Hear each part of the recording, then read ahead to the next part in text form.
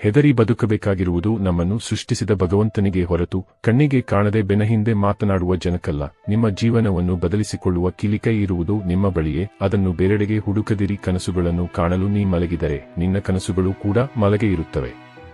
ಗುರಿ ತಲುಪಲು ಗುಂಡಿಗೆಯ ಒಂದಿದ್ದರೆ ಸಾಲದು, ಉತ್ತಮ ನಿರ್ಧಾರ ಕೈಗೊಳ್ಳುವ ಗುಣವಿರಬೇಕು.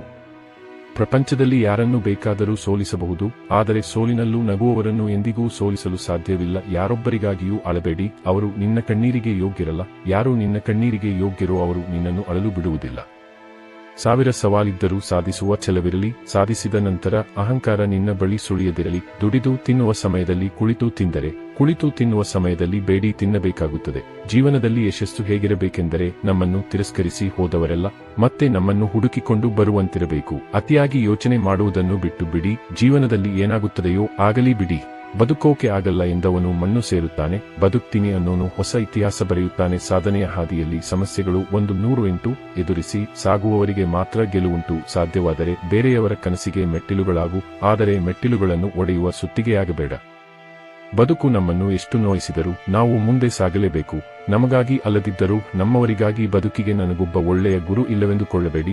ನಾವು ಮಾಡುವ ತಪ್ಪುಗಳೇ ಎಷ್ಟೋ ಒಳ್ಳೆಯ ಪಾಠಗಳನ್ನು ಕಲಿಸುತ್ತದೆ. ಎಲ್ಲಿ ಹುಟ್ಟಬೇಕು ಅನ್ನೋದು ನಮ್ಮ ಕೈಯಲ್ಲಿ ಇರೋದಿಲ್ಲ, ಎಲ್ಲಿಗೆ ಮುಟ್ಟಬೇಕು ಅನ್ನೋದು ಮಾತ್ರ ನಮ್ಮ ಕೈಯಲ್ಲಿ ಇರುತ್ತೆ. ನಡೆಯೋ ದಾರಿಯಲ್ಲಿ ನಿಯತ್ತು ಇದ್ದರೆ ತಡೆಯೋ ತಾಕತ್ತು ಯಾರಿಗೂ ಇಲ್ಲ. ಬದುಕಿನಲ್ಲಿ ಹಲವು ತಿರುವುಗಳು, ಪ್ರತಿ ತಿರುವಿನಲ್ಲೂ ಹೊಸ ಹೊಸ ಗುರಿಗಳು. ನಿಮ್ಮ ಬದಲಾವಣೆ ಹೇಗಿರಬೇಕೆಂದರೆ ಒಮ್ಮೆ ನಿಮ್ಮನ್ನು ನೋಯಿಸಿದವರು ಕೂಡ ನಿಮ್ಮನ್ನು ಕಂಡೊಡನೆ ತಲೆ ತಗ್ಗಿಸಿ ನಡೆಯುವಂತಿರಬೇಕು. ಜೀವನ ಅನ್ನೋದು ಸೋಲು ಗೆಲುವಿನ ಆಟ. ಗೆದ್ದವನಿಗೆ ಸೋಲಬಾರದೆಂಬ ಭಯ ಇದ್ದರೆ ಸೋತವನಿಗೆ ಗೆಲ್ಲಲೇಬೇಕೆಂಬ ಛಲವಿರುತ್ತದೆ. ಜೀವನದಲ್ಲಿ ಖುಷಿಯಾಗಿರಬೇಕು, ಅಂದರೆ ಯಾರಿಂದಲೂ ಏನನ್ನೂ ಬಯಸಬಾರದು. ಈ ಲೈಫ್ ತುಂಬಾ ಚಿಕ್ಕದು ಕಂಡ್ರಿ. ಸಣ್ಣ ಸಣ್ಣ ನೆಪ ಇಟ್ಕೊಂಡು ದ್ವೇಷ ಮಾಡ್ತಾ ಕುಂತ್ರೆ ಇರೋ ಖುಷಿನ ಸಹ ಕಳ್ಕೊಡ್ತೇವೆ. ತಪ್ಪೋ ಸರಿನೋ ಅಡ್ಜಸ್ಟ್ ಮಾಡ್ಕೊಂಡು ಮುಂದಕ್ಕೆ ಹೋಗ್ತಾ ಇರ್ಬೇಕಷ್ಟೇ. ಅಂದುಕೊಳ್ಳುವುದು ಜೀವನವಲ್ಲ, ಹೊಂದಿಕೊಳ್ಳುವುದೇ ಜೀವನ. ಸಾಧಕರಾಗಬೇಕಾದರೆ ಸೋಲಿಗೂ ಸಿದ್ಧರಿರಬೇಕು. ತಾಳ್ಮೆ ಮತ್ತು ಛಲವೆಂಬ ಆಯುಧಗಳು ನಮ್ಮ ಜೊತೆ ಇರಬೇಕು. ಸಾವನ್ನು ಪಡೆಯಲು 1000 ದಾರಿಗಳಿವೆ, ಆದರೆ ಬದುಕನ್ನು ಕಂಡುಕೊಳ್ಳಲು ಇರುವ ದಾರಿ ಒಂದೇ, ಅದುವೇ ಆತ್ಮವಿಶ್ವಾಸ.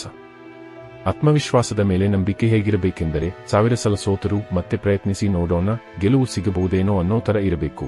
ಯಾರ್ ನನ್ನ ಲೈಫಲ್ಲಿ ಬರ್ಲಿ, ಯಾರೇ ಹೋಗ್ಲಿ, ನನ್ನ ಫೇಸ್ಲಿ ಸ್ಮೈಲ್, ನನ್ನ ಲೈಫಲ್ಲಿ ಸ್ಟೈಲ್ ಹೀಗೆ ಇರುತ್ತೆ. ಆತ್ಮವಿಶ್ವಾಸವೇ ಸಾಧನೆಯ ಅಡಿಪಾಯ, ಅದನೆಂದು ಕಳೆದು ಕಿವುಳ್ಳಬಾರದು.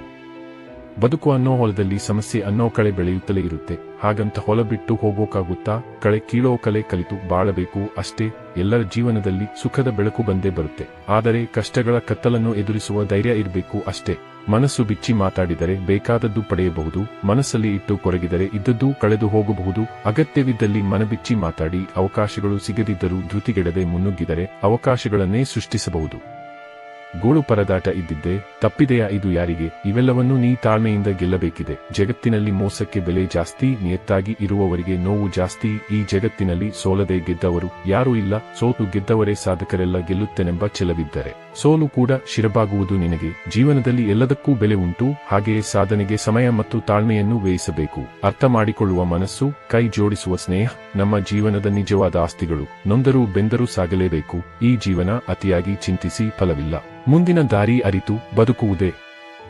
ಜೀವನ ನೋವುಗಳು ಸಹಜವಾಗಿ ಬರುತ್ತೆ, ಹಾಗಂತ ಕುಗ್ಗದಿರು. ನೋವುಗಳೆಲ್ಲವನ್ನು ಕುಗ್ಗಿಸಿ ನೋಡು, ನೋವುಗಳು ನಿನ್ನ ಮೇಲೆ ಕುಗ್ಗಲಾರಂಭಿಸುತ್ತದೆ. ಜೀವನದಲ್ಲಿ ಕಾಣದ ಸುಖಗಳಿಗಿಂತ ಕಂಡ ಕಷ್ಟಗಳೇ ಹೆಚ್ಚಾಗಿದ್ದರೂ ನಗುವಿನೊಂದಿಗೆ ನಮ್ಮನ್ನು ನಂಬಿದವರಿಗಾಗಿ ಬದುಕಬೇಕು.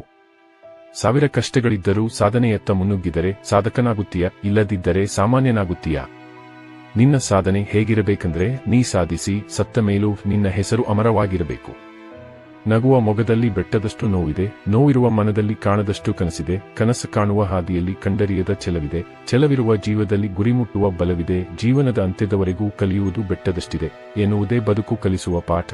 ಎಷ್ಟೇ ಸಂಬಂಧಿಕರು ಸ್ನೇಹಿತರು ಇದ್ದರೂ ಕೂಡ ಕೆಲವೊಂದು ಪರಿಸ್ಥಿತಿಯಲ್ಲಿ ನಾವು ಒಂಟಿ ಅನಿಸಿಬಿಡುತ್ತದೆ. ಯಾರನ್ನೇ ಆದರೂ ಪರೀಕ್ಷಿಸದೆ ನಂಬಬಾರದು, ನಂಬಿದ ಮೇಲೆ ಪರೀಕ್ಷಿಸಬಾರದು. ಮಾತು ವೈರಿಗಳ ಮುಂದೆ ಗತ್ತಿನಂತಿರಬೇಕು, ಹೆದರಿಸುವವರು ಮುಂದೆ ಕತ್ತಿಯಂತಿರಬೇಕು. ಆತ್ಮೀಯರ ಮುಂದೆ ಮುತ್ತಿನಂತೆ ಇರಬೇಕು, ಹಿರಿಯರ ಮುಂದೆ ಹತ್ತಿಯಂತೆ ಇರಬೇಕು. ನನ್ನಿಂದ ಸಾಧ್ಯವೇ ಎಂಬ ಪ್ರಶ್ನೆಯನ್ನು ನನ್ನಿಂದ ಸಾಧ್ಯ ಎಂದು ಬದಲಾಯಿಸುವುದು ಯಶಸ್ಸಿನ ಮೊದಲ ಹೆಜ್ಜೆ.